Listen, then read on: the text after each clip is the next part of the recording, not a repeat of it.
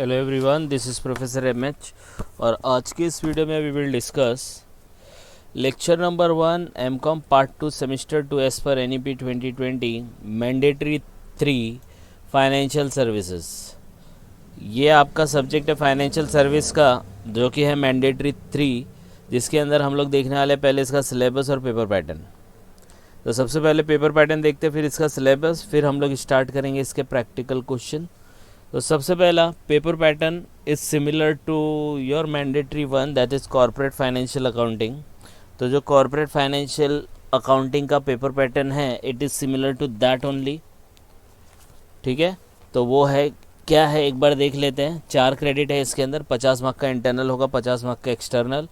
Internal के अंदर 20 mark का क्लास टेस्ट होता है, फिर प्रोजेक्ट एंड प्रेजेंटेशन के लिए 20 मार्क्स है, और एक्टिव अटेंडेंस एंड पार्टिसिपेशन के लिए 10 मार्क है। तो आपका यहाँ पे 20 हो गया, यहाँ पे 10 हो गया, तो टोटल मिला के आपके 50 हो गए। ठीक है, फिर 50 मार्क का जो एक्सटर्नल होता है, उसके अंदर एक पेपर आता है जो बोर्ड का पेपर होता है। 4 क्वेश्चन पूछते हैं, सॉल्व 1 आउट ऑफ 2, 2 दिया रहेगा, 1 सॉल्व करने का। ये यूनिट 1 से आता है, unit 2, unit 3, unit 4। 4 question, 4 unit, 14 mark, 12 mark, 12 marks, 12 marks. ठीक है, पहला क्वेश्चन 14 मार्क का रहेगा, उसके बाद 12 मार्क का क्वेश्चन रहेगा। 12 मार्क जो रहता है for theory subject question unit divided into 4 mark each और सब मॉड्यूल्स। मतलब ये जो 14 मार्क का है, तो ये हो सकता है 7-7 मार्क का दे दे, या 4-4 और 5 मार्क का दे दे। ये 12 है तो 6-6 मार्क का क्वेश्चन ऐसा भी पूछ सकता है।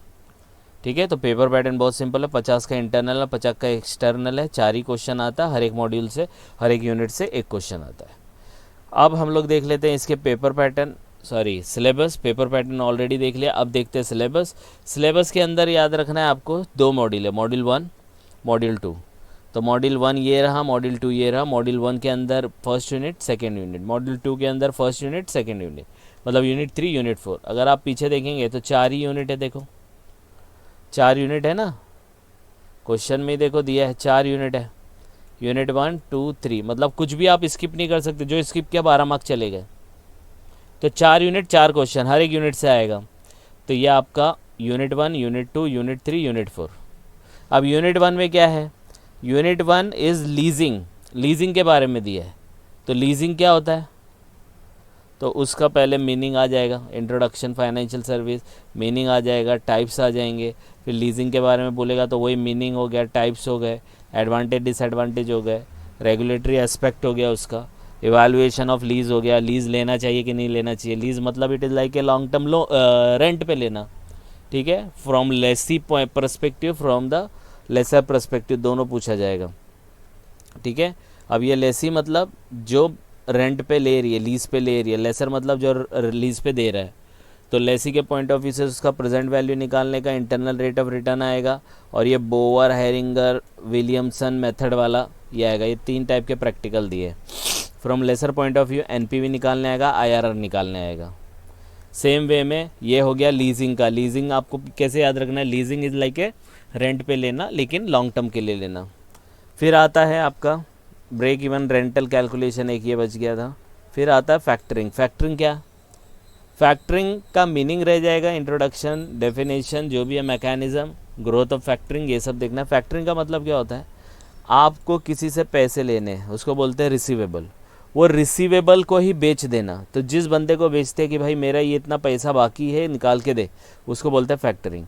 तो उसका इंट्रोडक्शन आएगा, डेफिनेशन आएगा, मैकेनिज्म आएगा, ग्रोथ ऑफ फैक्टरिंग आएगा, रेगुलेटरी एस्पेक्ट आएगा फैक्टरिंग का, फंक्शन क्या होते हैं फैक्टर के, फॉर्म्स ऑफ फैक्टरिंग, तो रिकोर्स, नॉन रिकोर्स है, एडवांस्ड और पोस्ट फैक्टो है, फुल फैक्टरिंग है, डिस्क्लोज अनडिस्क्लोज है, डोमेस्टिक और क्रॉस बॉर्डर है। तो ये टाइप के फैक्टरिंग होते हैं। रिकोर्स हो गया, नॉन रिकोर्स हो गया, एडवांस हो गया, फुल फैक्टरिंग हो गया, ये सब। ठीक है, अब इसके अंदर क्या है, जैसे इसके अंदर ये दिया है रिकोर्स, मैं एक छोटा सा रिकैप ले लेता हूँ। रिकोर्स का मतलब क्या होता है, रिकोर्स का मतलब, यस किसी को पता है, एक होता है रिकोर्स, एक होता है नॉन रिकोर्स, राइट। रिकोर्स का मतलब होता है कि आपने जो बेचा है, क्या बोलते हैं, बिल्स रिसीवेबल, तो जिस बंदे को बेचा है, ठीक है। तो जो बंदा इसको खरीद रहा है उसको फैक्टर बोलते हैं। अब इसमें क्या होता है कि जो रिसीवेबल बेचा अगर वो डिफ़ॉल्ट करता है तो रिस्क जो होगा वो बिजनेसमैन का होगा। अगर कस्टमर ने फेल किया पे करने के लिए तो बिजनेस फैक्टर को पैसा देगा, that is called recourse. Non recourse में क्या है, एक बार बिजनेस ने फैक्टर को बेचा कि भाई इतना पैसा निकाल के दे, तो उस समय अगर डिफ़ॉल्ट भी होता है वो फैक्टर ही देखेगा, उसको बोलते हैं नॉन रिकोर्स।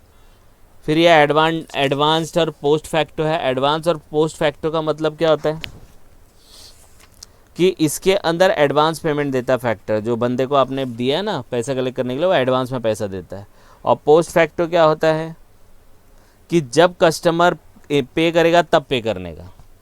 एडवांस मतलब पहले से दे देना, पोस्ट फैक्टो मतलब नाम से लग रहा है पोस्ट फैक्टो, पहले पैसा आने दो उसके बाद दूंगा।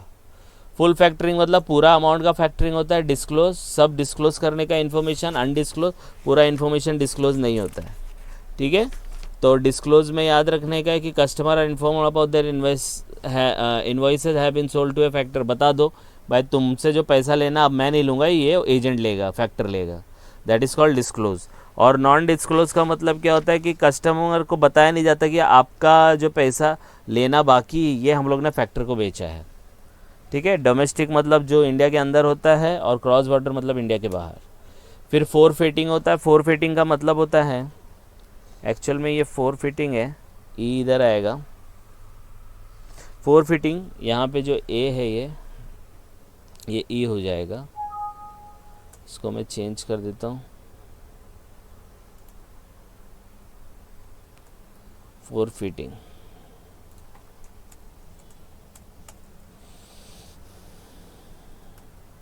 फोरफिटिंग का मीनिंग देखेंगे, उसके प्रोसेस देखेंगे, difference between forfaiting and export factoring, calculation of net cost of factoring. Forfaiting में क्या होता है, जैसे फैक्टरिंग कर रहे हैं तो फैक्टरिंग लोकल होता है, ये चीज़ अगर एक्सपोर्ट का करेंगे तो वो फोरफिटिंग हो जाता है। तो फोरफिटिंग के अंदर क्या होता है कि जो काम फैक्टर लोकल लेवल पे कर रहा है वही काम आप किस पे करोगे, एक्सपोर्ट मतलब इंटरनेशनल लेवल पे, उसको फोरफिटिंग बोलते हैं, ठीक है। तो इसमें calculation of net cost of factoring निकालेंगे, भाई फैक्टरिंग का कितना कॉस्ट आता है वो देखने का और अपना एक्चुअल देखने का, कंपैरिजन करने का, अगर बेनिफिशियल है तो लेने का, नहीं बेनिफिशियल है तो नहीं लेने का, ठीक है। ये आपके 2 यूनिट हो गए मॉड्यूल 1 में। अब मॉड्यूल 2 के अंदर 2 यूनिट है, यूनिट 3 जिसमें हम लोग देखेंगे इन्वेस्टमेंट फंड्स क्या होता है, उसका इंट्रोडक्शन, उसका एवोल्यूशन, उसके एवेन्यूज़, कहाँ कहाँ हम लोग कर सकते हैं इन्वेस्टमेंट। फिर distinction between traditional and alternative investment fund, difference between alpha and beta, ये कैलकुलेशन आएगा अल्फ़ा बीटा निकालने का। Types of alternative investment fund, तो कौन कौन से, venture capital, angel fund, private equity, special fund, debt fund, infra fund, SME fund, hedge fund, social venture fund, बहुत सारे फंड्स हैं। फिर कैलकुलेशन ऑफ रिटर्न, Y2M निकालते हैं, yield to maturity, multiple on invested capital, Kaplan Schoar public market equivalent और direct alpha method, ठीक है। तो ये आपको इतना थर्ड इसमें देखना है अल्टरनेट इन्वेस्टमेंट फंड्स में। फिर नेक्स्ट है पोर्टफोलियो मैनेजमेंट सर्विस। तो पोर्टफोलियो मैनेजमेंट का मीनिंग देखेंगे, एडवांटेज, टाइप्स देखना है, स्ट्रैटेजीज देखनी है, active strategy and passive, portfolio analysis करके देखना है ट्रेडिशनल और मॉडर्न अप्रोच से, रैशनल डाइवर्सिफिकेशन क्यों किया जाता है, मार्कोविट्स थ्योरी देखेंगे, कंबाइनिंग टू सिक्योरिटी, जब 2 सिक्योरिटी को कंबाइन करते तो उसका क्या इफेक्ट आएगा। फिर measurement of portfolio performance, expected return निकालना है, पोर्टफोलियो रिस्क निकालना है।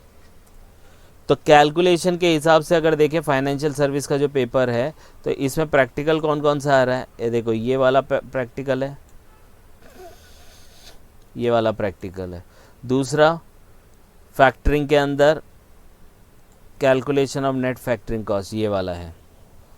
फिर अल्टरनेट इन्वेस्टमेंट फंड में calculation of Y2M multiple invested fund, Kaplan Schoar public market equivalent, direct alpha method, और इसमें expected return of portfolio risk including practical problem. तो ये 4 चीज़ें हम लोग देखने वाले हैं। तो यहाँ पे हम लोग ने ख़त्म किया, डन किया, एक तो फाइनेंशियल सर्विस का पेपर पैटर्न और दूसरा उसके पेपर पैटर्न और उसका सिलेबस हम लोग ने कंप्लीट किया, ठीक है। और नेक्स्ट वीडियो में हम लोग मिलेंगे इसका बेसिक इंट्रोडक्शन लेके, जैसे लीजिंग है तो लीजिंग क्या होता है, और उसके बाद हम लोग प्रैक्टिकल क्वेश्चन सॉल्व करेंगे, ठीक है। तो by the time just go through it, कुछ डाउट आएगा तो please comment and please like and subscribe for more videos. Thank you.